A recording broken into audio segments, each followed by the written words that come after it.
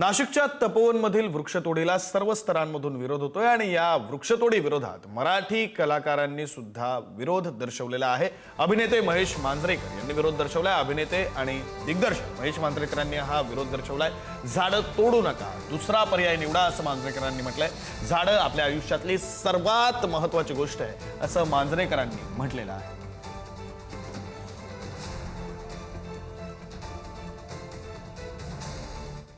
आपल्या आयुष्यात काय म्हणजे ऑक्सिजन देतो हा एक भाग झाला, पण मला वाटतं माझ्या घरचं माणूस जाण्याचं जेवढं दुःख होईल तेवढं एक झाड तोडण्याचं दुःख मला आहे। कुठल्याही कामासाठी झाड तोडू नये आणि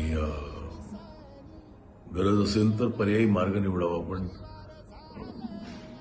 झाड कृपया तोडू नका। अख्ख्या ग्लोबल वॉर्मिंगचं कारणच ते आहे की व्हेजिटेशन कापले, झाडं तोडली आणि काहीतरी वेगळा मार्ग खरंच निवडा, पण एकही झाड तोडू नका।